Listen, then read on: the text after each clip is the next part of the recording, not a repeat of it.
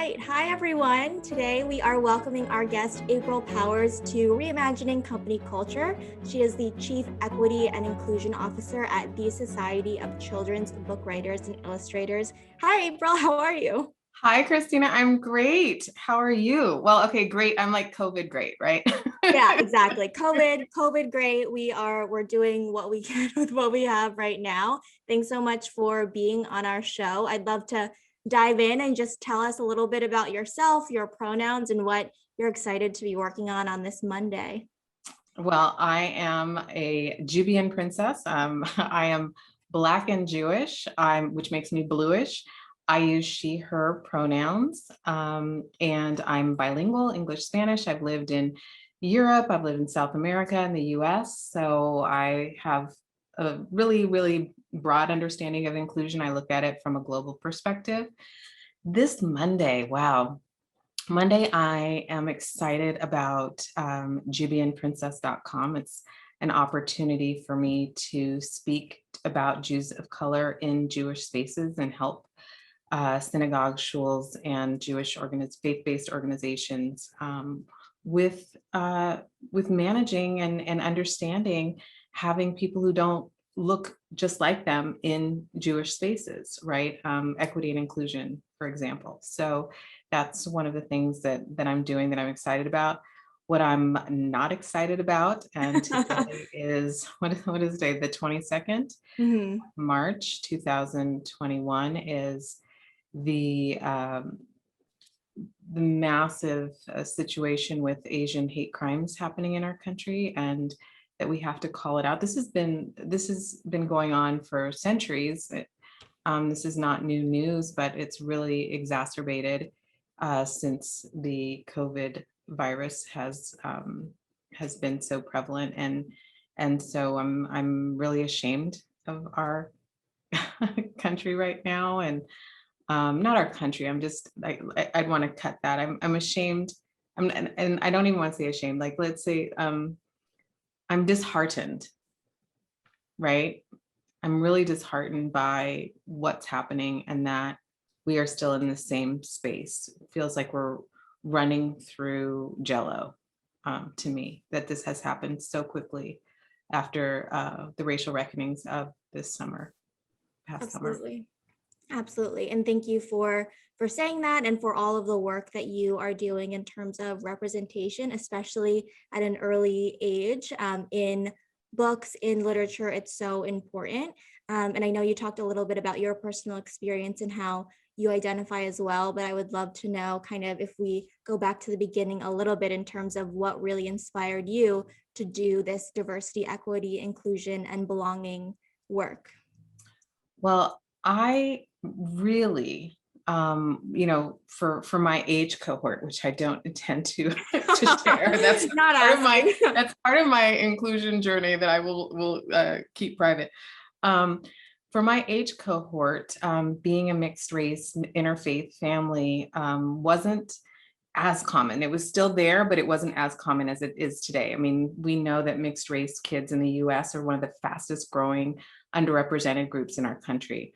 But at the time, you didn't see families like mine in books, in movies, in pop culture. It just wasn't there. So this being a part of the SCBWI, which is the Society for Children's Book Writers, Illustrators, Translators, Creators, everything, is really just a culmination of my life on this planet, and just being in spaces looking the way I do. I have heard, and speaking the languages that I speak, I have heard everything. People talking about one side of my family versus the other side of my family. People talking about loved ones that I have. I mean, all my nieces and nephews are Latinx. I have LGBTQ plus family. I have neuroatypical family, like everything, disabled. So to be in spaces, and privileged spaces, right? Because I also grew up for the most part upper middle class. I've also seen, just the huge disparities, and it never sat right with me. I mean, if we're also going to talk and date ourselves by talking about the Dr. Seuss moment, I vividly remember as a child, because I was an early reader, being alone with my Dr. Seuss books and seeing those Asian images and looking around and thinking to myself, does anybody else see this? Like, this is weird. And I felt bad for the kids who might have been represented by those images. And I remember processing those feelings as a child by myself.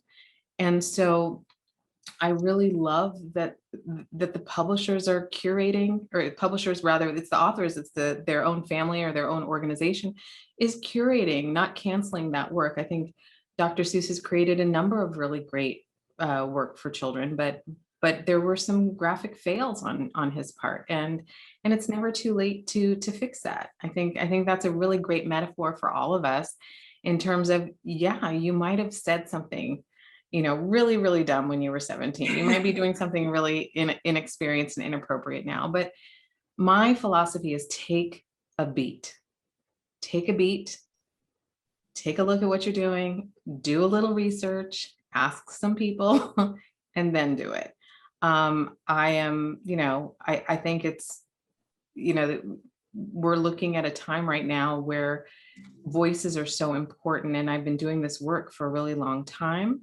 And hearing disparate voices on the scene for equity and inclusion are also really, really important. Yeah, absolutely. And you touched on as well kind of your role at the organization and also in diversity, equity, and inclusion when you were younger, looking at these images as well. Can you talk more a little bit about what the role of mentorship and representation for, people of color, for women, for these kind of different identities in these leadership roles, but also in the books that we read, why it's so important? Sure. I think there are a couple of things. There's from what I'm hearing, tell me if I'm getting this right, but one, I'm hearing like mentorship, like live mentorship. And then are you also referring to mentorship through text, like reading, Yeah, for absolutely. example? Okay. So I was really fortunate in that I was aggressive about seeking mentorship. Like for whatever reason, I was more proactive about it. And then as I got older, the fear kicked in. Like, what does this mean? So then you Yeah. hear people saying, oh my gosh, they asked me to mentor them. And I think that's more about the mentor, right? Like, Right. we don't all have the time, but I think mentorship can be confusing and it's not laid out well. And there's not a clear recipe or menu of how to do this properly. And I think that is a sticking point for a lot of people. I like to just kind of put it out there for some of the younger people that I'm working with is reverse mentorship. Like, hey, you tell me where you want to be, and I'll give you some insight or send you things that I think will help you get there. Or if I see you a certain way, stop me if I'm overstepping, but I'm going to start sending you things unasked. And so I think it takes a person with some foresight to say, I'm just going to take on some mentees.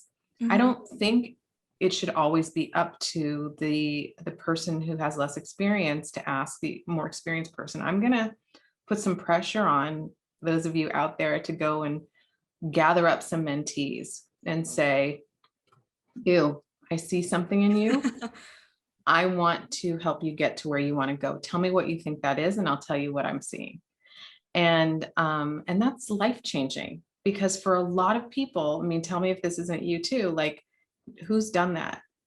Teachers have 30 plus kids in a class. And unless you were that lucky one where the butterfly landed on you and the teacher said, you're something special, we don't all have that experience. So I'm going to invite everyone listening right now to think about the inexperienced people in your world and see what you can do. And it doesn't matter whether you have a college degree or you've been doing this for 20 years, there's always going to be somebody with less experience than you.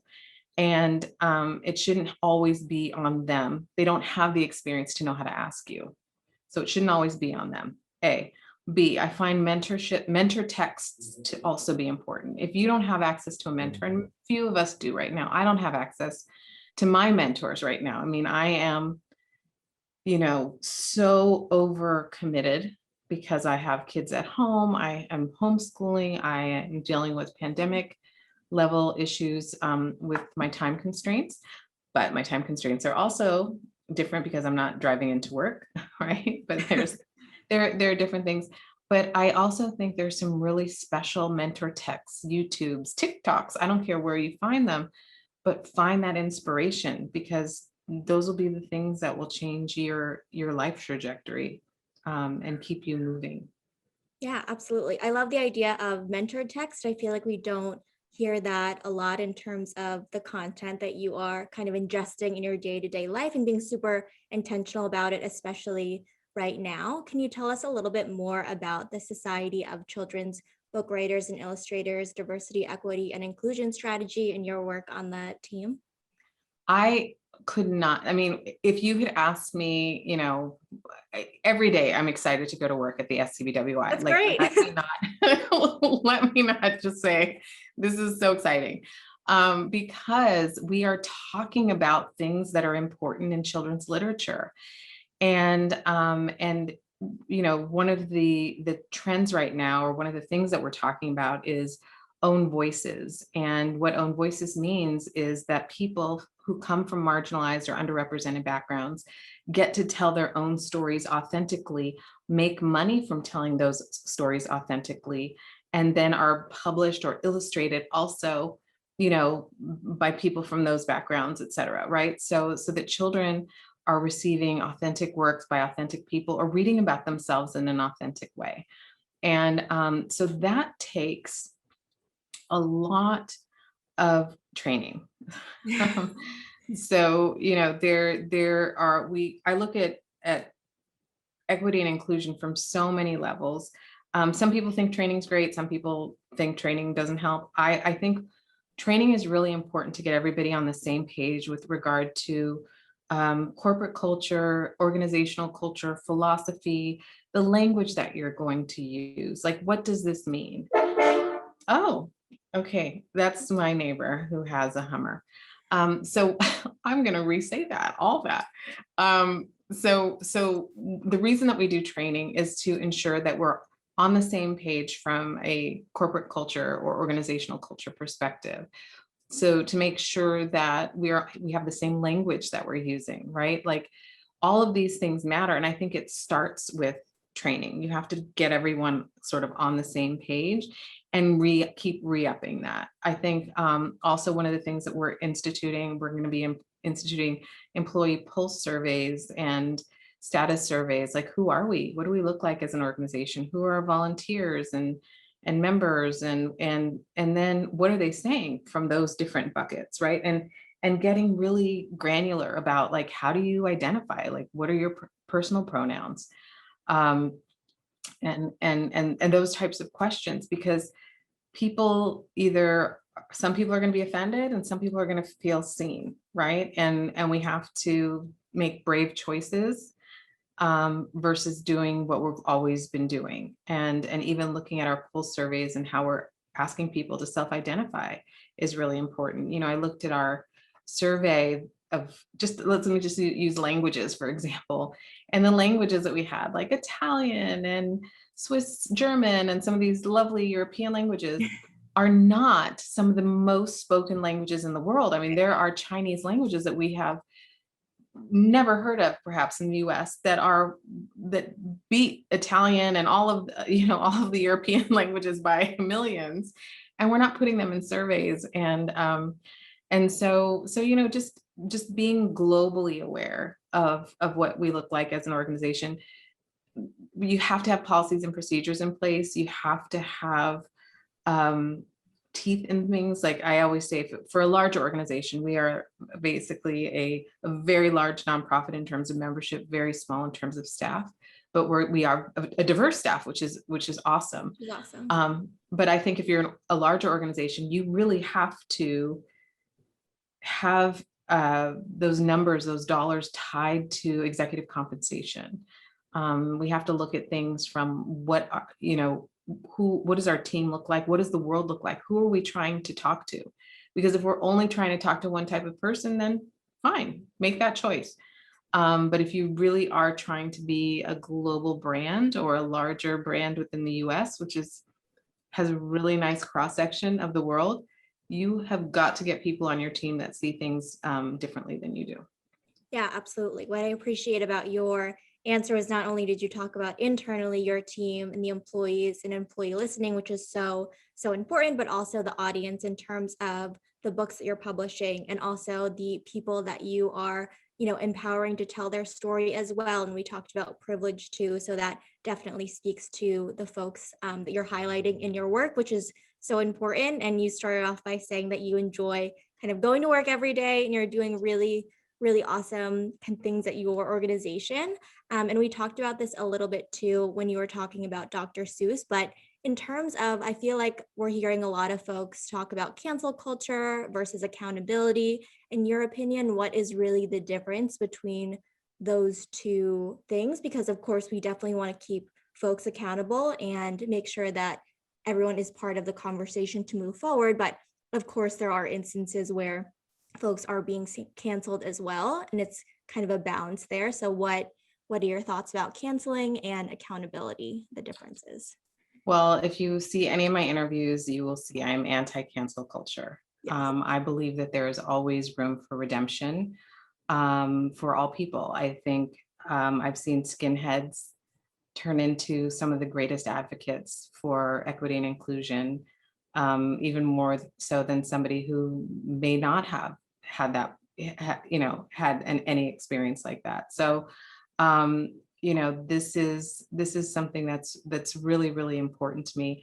That being said, I think there is accountability. I think there's access. I think I sent my kids, my kids and all my nieces and nephews, who aren't even of age, but they have their own emails addresses. I sent them all the email about the the Teen Vogue editor who was canceled because she wrote something when she was 17 years old. And whether or not I agree with it, that's the way the world is right now, right? But I think we have to look at ourselves and think, whatever creator you believe in, that there wasn't a camera, a telephone, a videotaping of you at 17, 18, 19, anything before 26, of you saying and doing all of the silly and dumb things that you have done. I think there was a really great opportunity for her to do some great work, to do some redemption. I think also she's had a lot of time between 17 and now to have done that work, and it's unfortunate that she didn't take that opportunity. But I think for somebody who might have taken that opportunity and who had gone above and beyond to turn that around, I would have said, you know what, good for her. She figured it out and turned it around. So I think that was a missed opportunity. I think accountability, though, is really important. Do I think that she has that in her heart? I don't know. I'm not inside of her heart. But I think we do have to be accountable for the things that we say and do. And if you did something or said something, it's not enough to do a mea culpa and an apology. If you right now know that there is a video of yourself out there saying or doing something racist, and you haven't done some deep work on that, or made your amends or done something to contribute to society in some really important way, I'm inviting you to think about it. Because what could be accountability will turn into cancel culture. And I don't know, if that's right for everyone. I certainly think that when you put the cancel culture out there and you say you're cancelable, we cancel behaviors, we don't cancel humans, right? And when you tell somebody that you're cancelable, then we'll never know what's inside someone's heart, right? If you're racist, like, I kind of want to know, like, I don't want to waste my time with you, right? Like, you can go and you can have your organization, and then I can choose to not go to that organization. There was a guy in the last week, he either sells donuts or he's a hair salon, it was something. And he just said, hey, if you voted for Biden, or you voted for this person, or you feel this way, my restaurant is not for you. And they said it, and I'm like, great. People who voted that way or who feel a certain way will not come to you, and there will be other people who will, or, you know, I think it was masks, or it was something politicized, right?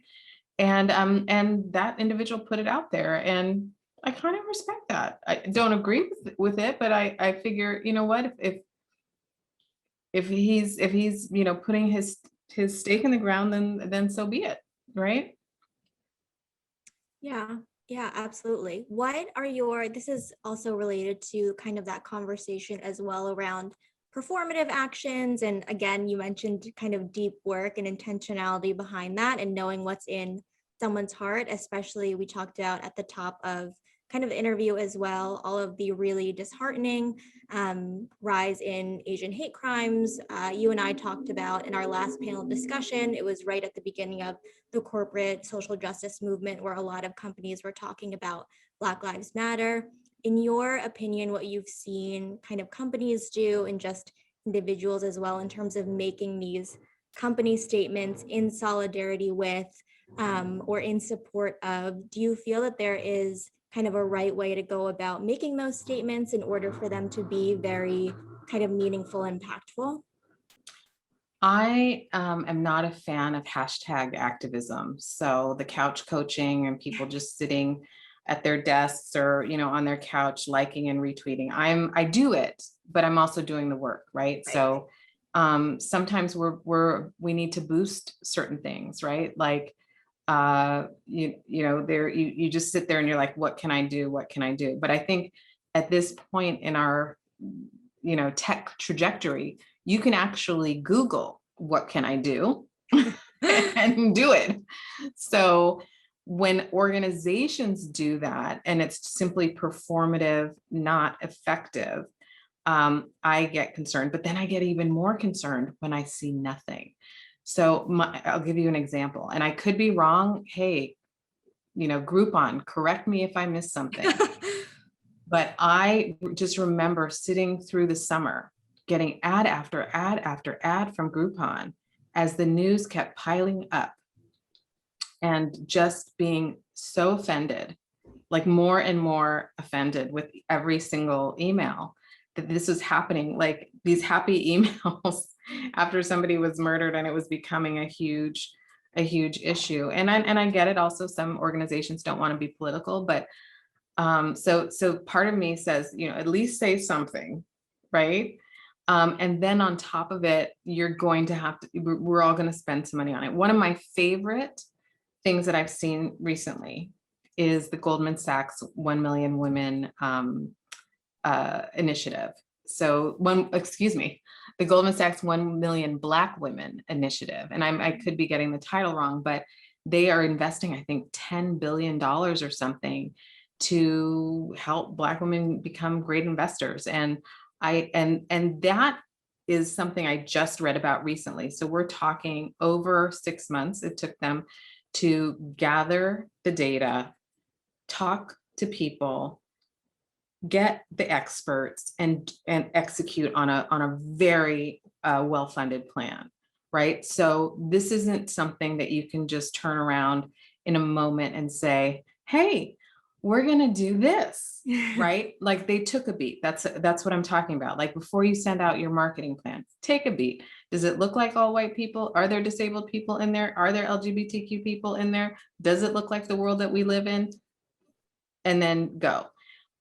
Same for your initiatives. Like we're not just going to just throw noodles at the wall and see what sticks. I mean, every dollar counts for all of us right now. And I think Goldman Sachs did the right thing in taking a long minute, to put their money where their mouth is and execute something. I don't know where it's going to go, but you know, one of the things they said to Essence magazine in the article said, when Black women do well, we all do well.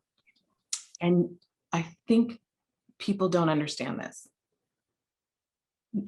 Having impoverished, maligned, incarcerated, and marginalized people in any society doesn't benefit that society. It makes it suck for everyone, especially the children being raised in that way. Mm-hmm. And so when we have mass incarceration, when we have poverty, when we have children, 1 in 5 children not eating, having food insecurity, and especially I'm sure it's worse, now post-COVID, then we have a problem as a society. And one of the things that we know is that when we have great programs, that it lifts all ships, right? This isn't something where, oh my gosh, if you help those people, we've been led to believe that, oh, if you help those people, it's going to take away from me. And that's really not true. It actually Right. helps everybody. It helps all of society, because that's just how it works. We are interconnected and interdependent. We And are. you can be as wealthy as you want to be, but if you want to be the wealthiest person in a poor society, you know, you may find it unpleasant.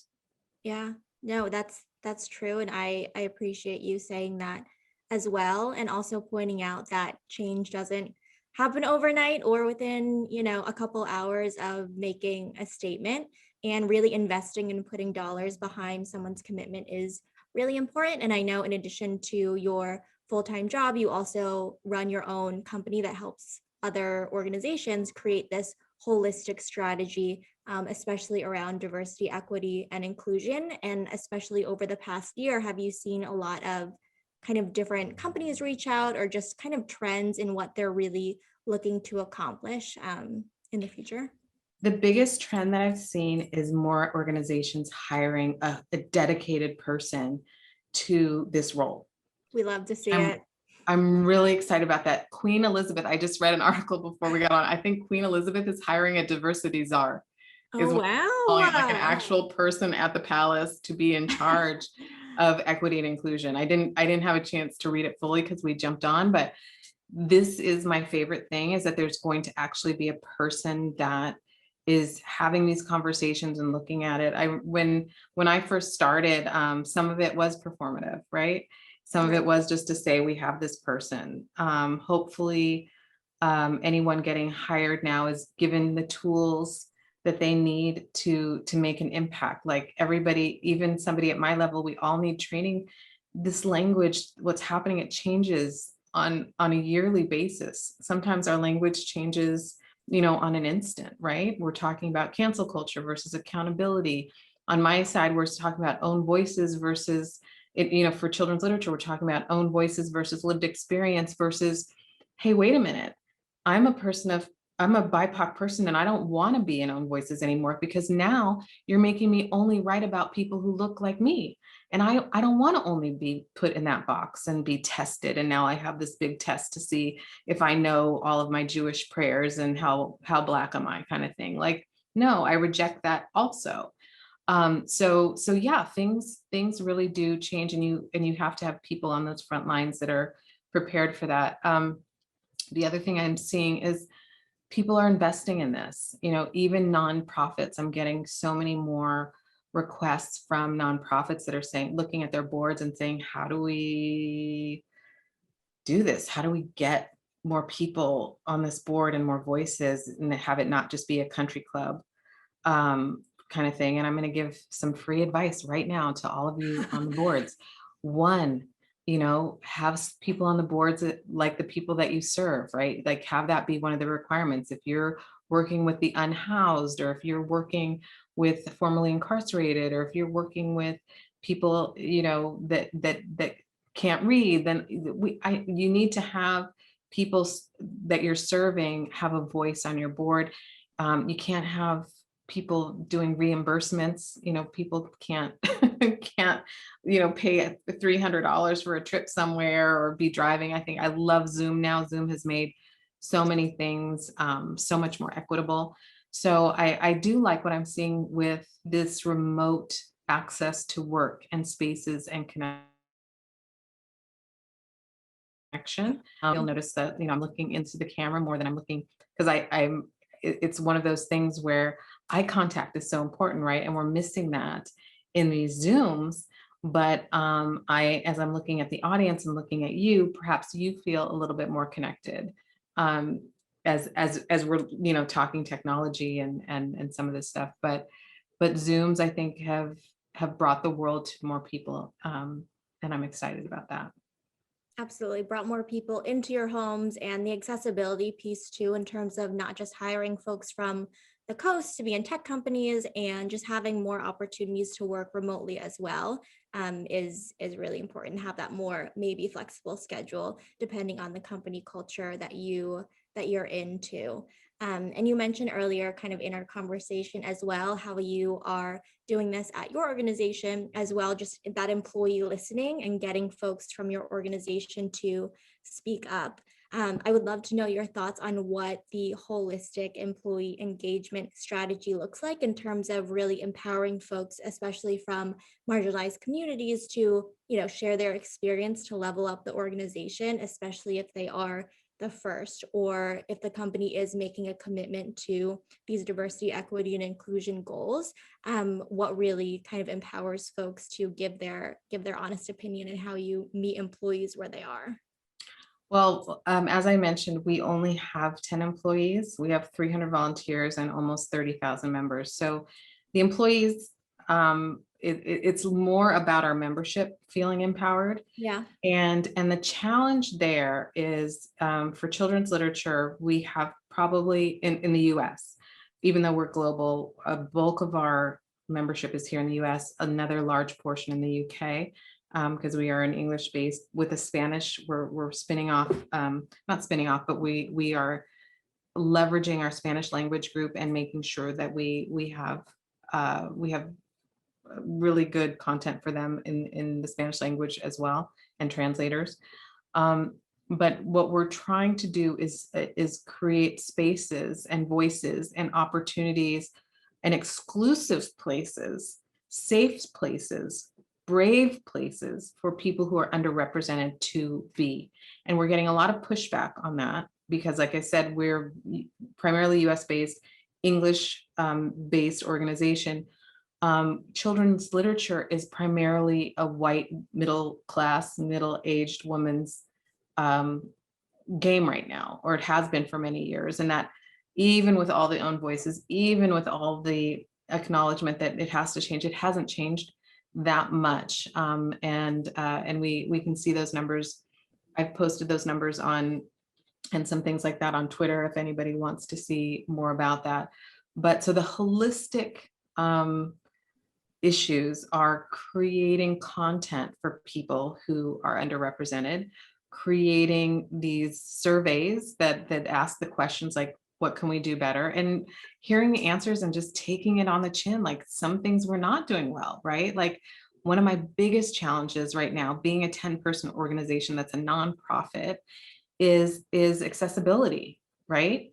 Like I need to redo my whole website. And we're doing things in stages, right? We're doing little things that we can fix, like putting captions under our graphics so that people can understand what those graphics are, versus Absolutely. just leaving, thinking everybody's on Instagram and looking at those beautiful images. Well, not everybody, we have low vision and blind members in our organization. We know this to be true, and making sure that we have great access for them. Talking about, one of the things that we don't talk about, 1 in 5 people are dealing with mental health issues. So if 1 in 5 of us has a mental health issue, then that means all of us are impacted by it, right? Whether it's family, friend, loved one, boss, stranger.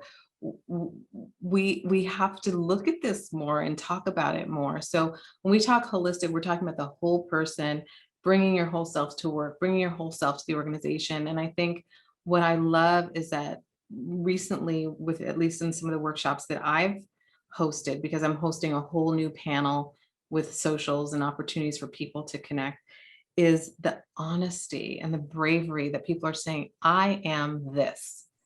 And I have, I am dealing with, chronic depression or ADHD or OCD, like not I have OCD and I'm joking about it, like really, diagnosed situations, and that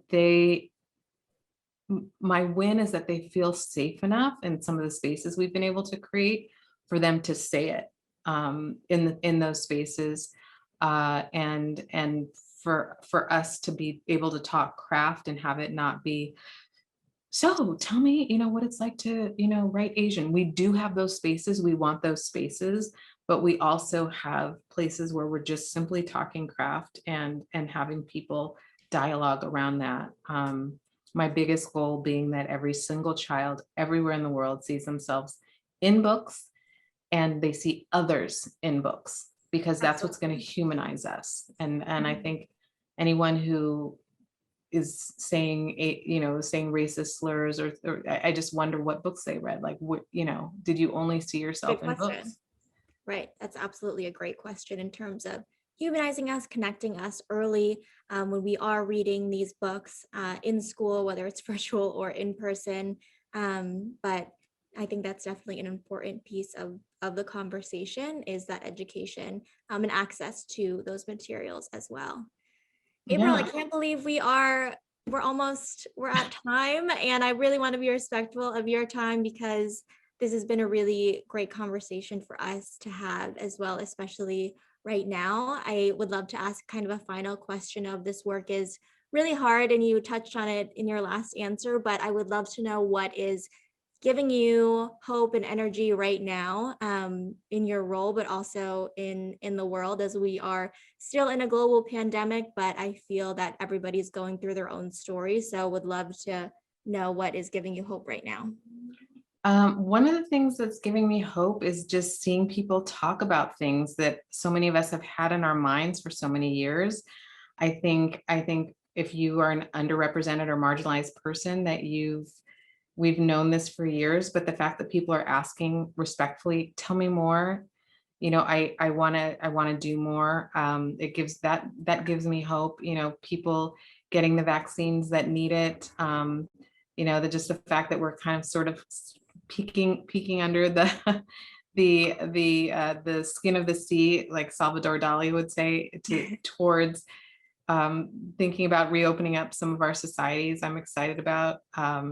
I'm excited that companies are. I'm seeing some big organizations putting big money behind equity and inclusion, and that in a role like mine, that makes me really excited. That makes me excited too, because I think it is work that is someone's full-time job, and it's definitely an investment that a lot of companies, like you said, I've been seeing do that as well. So that's amazing. Well, thank you so much, April, for speaking with us this afternoon.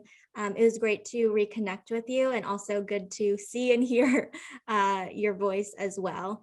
So thank you. Likewise, Christina. Thank you so much for having me. It's great Yes, to see you. absolutely. If anyone has any questions, is it okay if they reach out to you on LinkedIn or, anything like Absolutely. that? Feel free to connect with me on LinkedIn or Twitter or any of those spaces. I have 30,000 members, so I'm I'm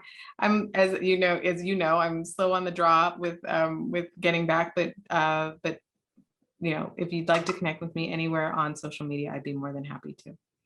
Amazing. Well, thank you so much. That's all the time that we have for today, but we appreciated the conversation. And at All Voices, we believe in the empowerment of everyone to speak up, and creating a place where employees feel that they can speak up is a need to have in order for anyone and everyone at the organization to succeed. So we will speak soon, and I'll see you on the internet. Looking forward.